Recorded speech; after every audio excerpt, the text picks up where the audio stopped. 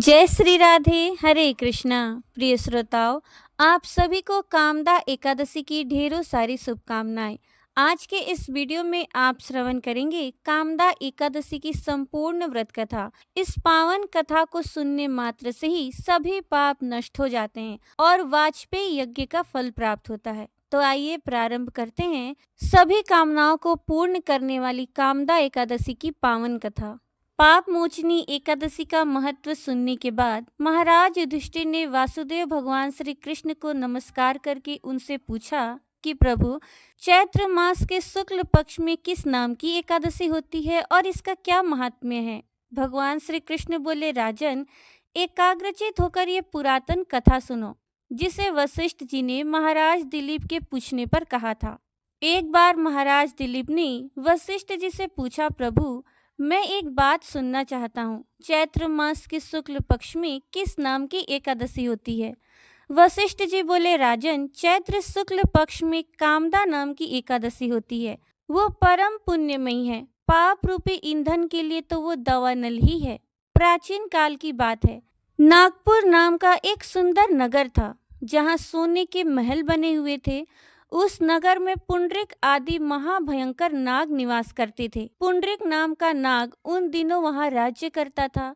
गंधर्व, किन्नर और अप्सराएं भी उस नगरी का सेवन करती थी। वहां एक श्रेष्ठ अप्सरा थी जिसका नाम ललिता था।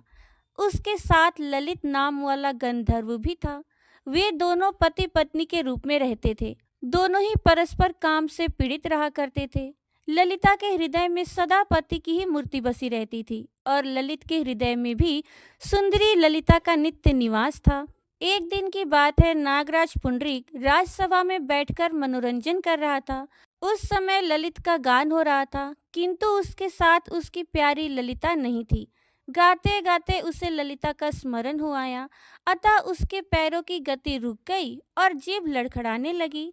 नागों में श्रेष्ठ करकोट को ललित के मन का संताप ज्ञात हो गया, अतः उसने राजा पुंडरीक को उसके पैरों की गति रुकने एवं गान में त्रुटि होने की बात बता दी। करकोट की बात सुनकर नागराज पुंडरीक की आंखें क्रोध से लाल हो गई। उसने गाते हुए कामातुर ललित को शाप दिया, दुर्बुद्धे, तू मेरे सामने गान करते समय भी पत्नी के वशीभूत हो गया है, इसलिए जा, तू राक्षस हो जा। महाराज पुंडरीक के इतना कहते ही वो गंधर्व राक्षस हो गया। भयंकर मुख, विकराल आंखें और देखने मात्र से भय उपजाने वाला रूप, ऐसा राक्षस होकर वो कर्म का फल भोगने लगा। ललिता अपने पति की विकराल आकृति देख मन ही मन बहुत चिंतित हुई। भारी दुख से कष्ट पाने लगी और सोचने लगी कि क्या करूं, कहाँ जाऊं, मेरे पति पाप से कष्ट पा रहे हैं। इसी प्रकार वो रोती बिलखती घने जंगल में अपने पति के पीछे पीछे घूमने लगी। वन में उसे एक सुंदर आश्रम दिखाई दिया, जहाँ एक शांत मुनि बैठे हुए थे। उनका किसी भी प्राणी के साथ कोई भी वैर नहीं था। ललिता शीघ्रता के साथ वहां गई और उन मुनि को प्रणाम करके उनके सामने खड़ी हुई। मुनि बड़े दयालु थे, महात्मा होते ही दयालु हैं। उस दुखिनी को देखकर वे इस प्रकार बोले, सुभे, तुम कौन हो, कहाँ से आई हो, मेरे सामने सच सच बताओ। ललिता ने कहा, महामुनि, वीर धनवा नाम वाले एक गंधर्व हैं। मैं उन्हीं महात्मा की पुत्री हूँ। मेरा नाम ललिता है। मेरे स्वामी अपने पाप दोष के कारण राक्षस हो गए हैं। उनकी ये अवस्था देखकर मुझे चैन नहीं है। ब्राह्मण, इस समय मेरा जो कर्तव्य हो वो बताइए। विप्रवर, जिस पुण्य के द्वारा मेरे पति राक्षस भाव से छुटकारा पा जाए, उसका उपदेश कीजिए। ऋषि बोले, भद्रे, इस समय चैत्र मास के शुक्ल पक्ष की कामदा नाम वाली एकादशी तिथि है, जो सब पापों को हरने वाली और उत्तम है। तुम उसी का विधि पूर्वक व्रत करो और इस व्रत का जो पुण्य हो उसे अपने स्वामी को दे दो। पुण्य देने पर क्षण भर में ही उसके शाप का दोष दूर हो जाएगा। राजन, मुनि का ये वचन सुनकर ललिता को बड़ा हर्ष हुआ। उसने एकादशी को उपवास करके द्वादशी के दिन उन महर्षि के समीप ही भगवान वासुदेव के श्री विग्रह के समक्ष अपने पति के उद्धार के लिए ये वचन कहा, मैंने जो ये कामदा एकादशी का उपवास व्रत किया है, उसके पुण्य के प्रभाव से मेरे पति का राक्षस भाव दूर हो जाए। वशिष्ठ जी कहते हैं, ललिता के इतना कहते ही उसी क्षण ललित का पाप दूर हो गया।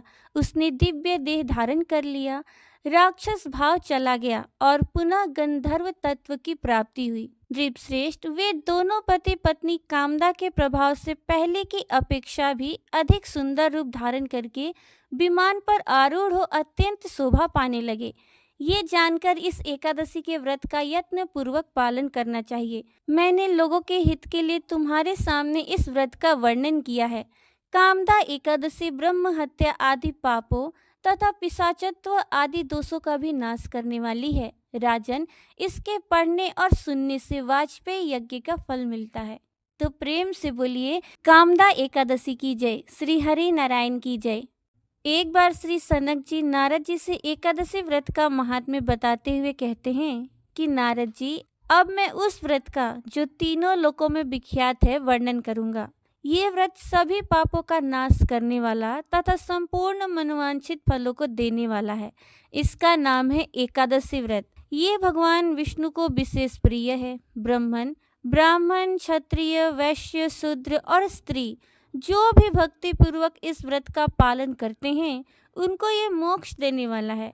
ये मनुष्य को उनकी समस्त अभिष्ट वस्तुएं प्रदान करता है। विप्रवर, सब प्रकार से इस व्रत का पालन करना चाहिए क्योंकि ये व्रत विष्णु को प्रसन्न करने वाला है। दोनों पक्ष की एकादशी को भोजन न करे। जो भोजन कर लेता है वो इस लोक में बड़ा भारी पापी है, परलोक में उसे नरक की प्राप्ति होती है। मुनीश्वर, मनुष्य यदि मुक्ति की कामना रखता है तो वह दसवीं और द्वादशी को एक समय ही भोजन करे और एकादशी को सर्वथा निराहार रहे। महापातकों अथवा सब प्रकार के पातकों से युक्त मनुष्य भी यदि एकादशी को निराहार रहे तो वो परम गति को प्राप्त कर लेता है। एकादशी परम पुण्यमयी तिथि है। ये भगवान विष्णु को अत्यंत प्रिय है। संसार बंधन का उच्छेद करने की इच्छा वाले ब्राह्मणों को सर्वथा इसका सेवन करना चाहिए। दसवीं को प्रातः काल उठकर दंत धावन पूर्वक स्नान करें और इंद्रियों को वश में रखते हुए विधि पूर्वक भगवान विष्णु का पूजन करें। रात में भगवान नारायण का चिंतन करते हुए उन्हीं के समीप शयन करें। एकादशी को सवेरे उठकर शौच स्नान के अनंतर गंध, पुष्प आदि सामग्रियों द्वारा भगवान विष्णु की विधि पूर्वक पूजा करें और इस प्रकार कहें कि हे कमल नयन अच्युत, आज एकादशी को निराहार रहकर मैं दूसरे दिन भोजन करूंगा। आप मेरे लिए शरणदाता हो। सुदर्शन चक्रधारी भगवान विष्णु के समीप भक्ति भाव से ये प्रार्थना करके संतुष्ट चित हो उन्हें एकादशी का उपवास समर्पित करे। व्रती पुरुष नियम पूर्वक रहकर भगवान विष्णु के समक्ष गीत, वाद्य, नृत्य तथा पुराण श्रवण आदि के द्वारा रात में जागरण करे। तदनंतर द्वादशी के दिन प्रातः काल उठकर व्रतधारी पुरुष स्नान करे और इंद्रियों को वश में रखते हुए विधि पूर्वक भगवान विष्णु की पूजा करे। विप्रवर, जो एकादशी के दिन भगवान जनार्दन को पंचामृत से स्नान कराकर द्वादशी को दूध से नहलाता है वो श्री हरि का सारूप्य प्राप्त कर लेता है। पूजन के पश्चात इस प्रकार प्रार्थना करें, हे केशव, मैं अज्ञान रूपी तिमिर रोग से अंधा हो रहा हूँ। मेरे इस व्रत से आप प्रसन्न हो और प्रसन्न मुख होकर मुझे ज्ञान दृष्टि प्रदान करें। विप्रवर, इस प्रकार द्वादशी के दिन भगवान लक्ष्मीपति से निवेदन करके एकाग्रचित हो यथाशक्ति ब्राह्मणों को भोजन करावें और उन्हें दक्षिणा प्रदान करें। इसके बाद अपने भाई बंधुओं के साथ भगवान नारायण का चिंतन करते हुए पंच महायज्ञ करके स्वयं भी मौन भाव से भोजन करे। जो इस प्रकार संयम पूर्वक पवित्र एकादशी व्रत का पालन करता है वो पुनरावृत्ति रहित वैकुंठ धाम में जाता है। उपवास व्रत में तत्पर तथा धर्म कार्य में संलग्न मनुष्य चांडालों और पतितों की ओर कभी न देखे। जो नास्तिक है, जिन्होंने मर्यादा भंग की है तथा जो निंदक और चुगले हैं, ऐसे लोगों से उपवास व्रत करने वाला पुरुष कभी बातचीत न करे। जो यज्ञ के अनाधिकारियों से यज्ञ कराने वाला है उससे भी वर्ती पुरुष कभी न बोले। जो कुंड का अन्न खाता है, देवता और ब्राह्मण से विरोध रखता है, पराये अन्न के लिए लालायित रहता है और पराई स्त्रियों में आसक्त होता है, ऐसे मनुष्य का वर्ती पुरुष वाणी मात्र से भी आदर न करे। जो इस प्रकार के दोषों से रहित शुद्ध, जितेंद्रिय तथा सबके हित में तत्पर है, वो उपवास परायण होकर परम सिद्धि को प्राप्त कर लेता है। गंगा के समान कोई तीर्थ नहीं है, माता के समान कोई गुरु नहीं है, भगवान विष्णु के समान कोई देवता नहीं है और उपवास से बढ़कर कोई तप नहीं है। क्षमा के समान कोई माता नहीं है, कीर्ति के समान कोई धन नहीं है, ज्ञान के समान कोई लाभ नहीं है, धर्म के समान कोई पिता नहीं है, विवेक के समान कोई बंधु नहीं है और एकादशी से बढ़कर कोई व्रत नहीं है। इस विषय में लोग भद्रशील और गालव मुनि के पुरातन इतिहास का उदाहरण दिया करते हैं। पूर्व काल की बात है, नर्मदा के तट पर गालव नाम से प्रसिद्ध एक सत्यपरायण मुनि रहते थे। वे सम अर्थात मनोनिग्रह और दम अर्थात इंद्रिय संयम से संपन्न तथा तपस्या की निधि थे। सिद्ध, चारण, गंधर्व, यक्ष और विद्याधर आदि देव योनि के लोग भी वहां विहार करते थे। वो स्थान कंद मूल फलों से परिपूर्ण था। वहां मुनियों का बहुत बड़ा समुदाय निवास करता था। विप्रवर गालव वहां चिरकाल से निवास करते थे। उनके एक पुत्र थे जिसका नाम भद्रशील था। वो बालक अपने मन और इंद्रियों को वश में रखता था।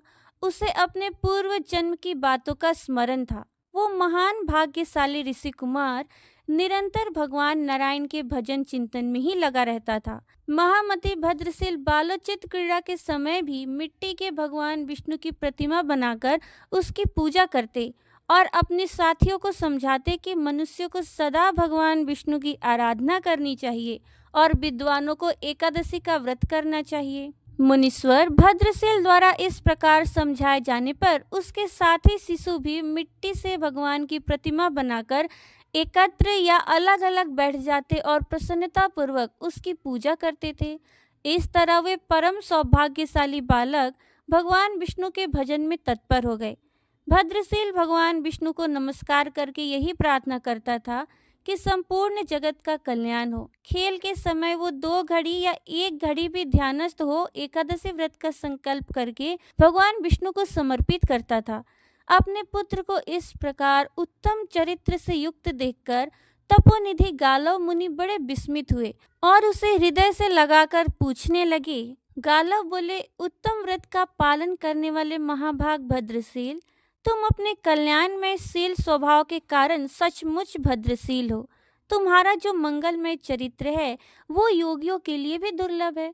तुम सदा भगवान की पूजा में तत्पर, संपूर्ण प्राणियों के हित में संलग्न तथा एकादशी व्रत के पालन में लगे रहने वाले हो। शास्त्र निषिद्ध कर्मों से तुम सदा दूर रहते हो। तुम पर सुख दुख आदि द्वंद्वों का प्रभाव भी नहीं पड़ता। तुम में ममता नहीं दिखाई देती और तुम शांत भाव से भगवान के ध्यान में मग्न रहते हो। पुत्र, अभी तुम बहुत छोटे हो तो भी तुम्हारी बुद्धि ऐसी किस प्रकार हुई? क्योंकि महापुरुषों की सेवा के बिना भगवान की भक्ति प्रायः दुर्लभ होती है। इस जीव की बुद्धि स्वभावतः अज्ञानयुक्त सकाम कर्मों में लगती है। तुम्हारी सब क्रिया अलौकिक कैसे हो रही है पुत्र? सत्संग होने पर भी पूर्व पुण्य की अधिकता से ही मनुष्यों में भगवत भक्ति का उदय होता है। अतः तुम्हारी अद्भुत स्थिति देखकर मैं बड़े विस्मय में पड़ा हुआ हूँ और प्रसन्नता पूर्वक इसका कारण पूछता हूँ। अतः तुम्हें ये बताना चाहिए। मुनि श्रेष्ठ, पिता द्वारा इस प्रकार पूछे जाने पर पूर्व जन्म का स्मरण रखने वाला पुण्यात्मा भद्रशील बहुत प्रसन्न हुआ। उसके मुख पर हास्य की छटा छा गई। उसने अपने अनुभव में आई हुई सब बातें पिता को ठीक ठीक कह सुनाई। भद्रशील बोला, पिताजी सुनिए, पूर्व जन्म में मैंने जो कुछ अनुभव किया है वो स्मरण होने के कारण अब भी मैं जानता हूँ। मुनि श्रेष्ठ, मैं पूर्व जन्म में चंद्रवंशी राजा था। मेरा नाम धर्मकीर्ति था और महर्षि दत्तात्रेय ने मुझे शिक्षा दी थी। मैंने 9000 वर्षों तक संपूर्ण पृथ्वी का पालन किया।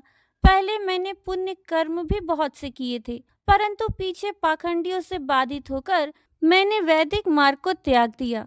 पाखंडियों की कूट युक्ति का अवलंबन करके मैंने भी सब यज्ञों का विध्वंस किया। मुझे अधर्म में तत्पर देख मेरे देश की प्रजा भी सदैव पाप कर्म करने लगी। उसमें से भी छठा अंश मुझे मिलने लगा। इस प्रकार मैं सदा पाप आचरण परायण हो दुर्व्यसनों में आसक्त रहने लगा।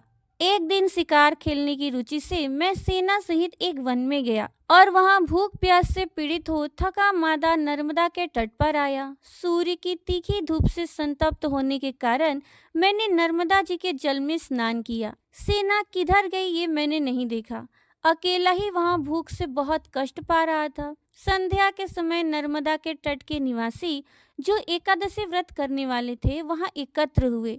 उन सबको मैंने देखा। उन्हीं लोगों के साथ निराहार रहकर बिना सेना के ही मैं अकेला रात में वहां जागरण करता रहा और हे तात, जागरण समाप्त होने पर मेरी वहीं पर मृत्यु हो गई। तब बड़ी बड़ी दाढ़ों से भय उत्पन्न करने वाले यमराज के दूतों ने मुझे बांध लिया और अनेक प्रकार के क्लेश से भरे हुए मार्ग द्वारा यमराज के निकट पहुंचाया। वहां जाकर मैंने यमराज को देखा जो सबके प्रति समान बर्ताव करने वाले हैं। तब यमराज ने चित्रगुप्त को बुलाकर कहा, विद्वन, इसको दंड विधान कैसे करना है बताओ। साधु शिरोमणि, धर्मराज के ऐसा कहने पर चित्रगुप्त ने देर तक विचार किया, फिर इस प्रकार कहा, हे धर्मराज, यद्यपि ये सदा पाप में लगा रहा है ये ठीक है, तथापि एक बात सुनिए, एकादशी को उपवास करने वाला मनुष्य सभी पापों से मुक्त हो जाता है। नर्मदा के रमणीय तट पर एकादशी के दिन ये निराहार रहा है, वहां जागरण और उपवास करके ये सर्वथा निष्पाप हो गया है।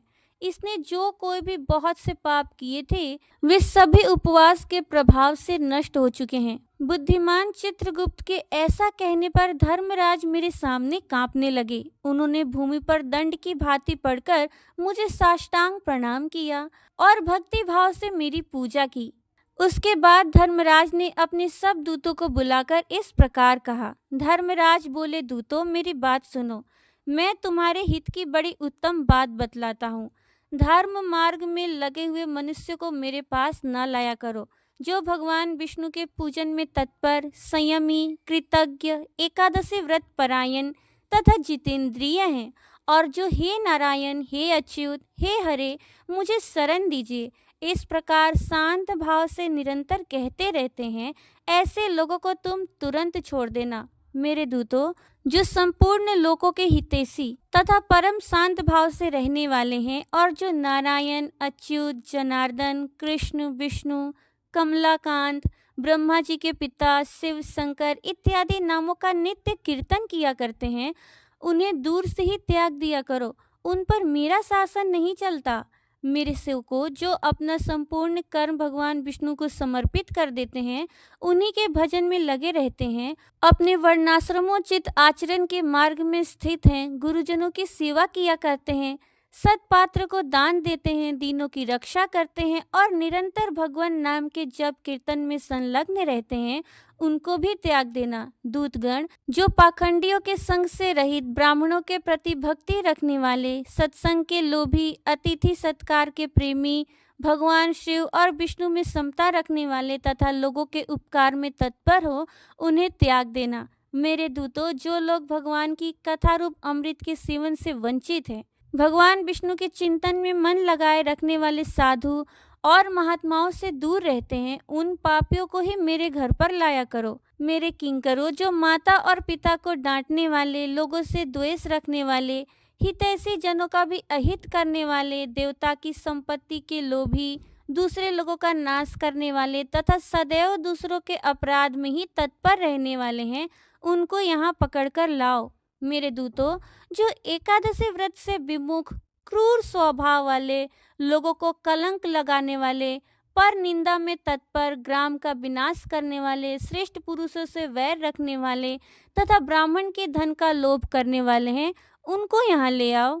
जो भगवान विष्णु की भक्ति से मुंह मोड़ चुके हैं, शरणागत पालक भगवान नारायण को प्रणाम नहीं करते तथा जो मूर्ख मनुष्य कभी भगवान विष्णु के मंदिर में नहीं जाते, उन अतिशय पाप में रत रहने वाले उन दुष्ट लोगों को ही तुम बलपूर्वक पकड़कर यहाँ लाओ। इस प्रकार जब मैंने यमराज की कही हुई बातें सुनी तो पश्चाताप से दग्ध होकर अपने किए हुए उस निंदित कर्म को स्मरण किया। पाप कर्म के लिए पश्चाताप और श्रेष्ठ धर्म का श्रवण करने से मेरे सभी पाप वहीं नष्ट हो गए। उसके बाद मैं उस पुण्य कर्म के प्रभाव से इंद्रलोक में गया। वहां पर मैं सब प्रकार के भोगों से संपन्न रहा। संपूर्ण देवता मुझे नमस्कार करते थे। बहुत काल तक स्वर्ग में रहकर फिर वहां से मैं भूलोक में आया। यहाँ भी आप जैसे विष्णु भक्तों के कुल में मेरा जन्म हुआ। मुनीश्वर, पूर्व जन्म का स्मरण होने के कारण ही मैं ये सब बातें जानता हूँ। इसलिए मैं बालकों के साथ भगवान विष्णु के पूजन की चेष्टा करता हूँ। पूर्व जन्म में एकादशी व्रत का ऐसा महात्म्य है, ये बात मैं नहीं जान सका था। इस समय पूर्व जन्म की बातों की स्मृति के प्रभाव से मैंने एकादशी व्रत को जान लिया है। पहले विवश होकर भी जो व्रत किया गया था, उसका ये फल मिला है, तो प्रभु फिर जो भक्ति पूर्वक एकादशी व्रत करते हैं उनको क्या नहीं मिल सकता। अतः हे ऋषि श्रेष्ठ, मैं शुभ एकादशी व्रत का पालन तथा प्रतिदिन भगवान विष्णु की पूजा करूंगा। भगवान के परम धाम को पाने की आकांक्षा ही इसमें हेतु है। जो मनुष्य श्रद्धा पूर्वक एकादशी व्रत करते हैं, उन्हें निश्चय ही परमानंद दायक वैकुंठ धाम प्राप्त होता है। अपने पुत्र का ऐसा वचन सुनकर गालव मुनि बहुत प्रसन्न हुए। उन्हें बड़ा संतोष प्राप्त हुआ। उनका हृदय अत्यंत हर्ष से भर गया। वे बोले, वत्स, मेरा जन्म सफल हो गया, मेरा कुल भी पवित्र हो गया, क्योंकि तुम्हारे जैसा विष्णु भक्त पुरुष मेरे घर में पैदा हुआ है। इस प्रकार पुत्र के उत्तम कर्म से मन ही मन संतुष्ट होकर महर्षि गालव ने उसे भगवान की पूजा का विधान ठीक ठीक समझाया। प्रेम से बोलिए श्री हरि नारायण की जय।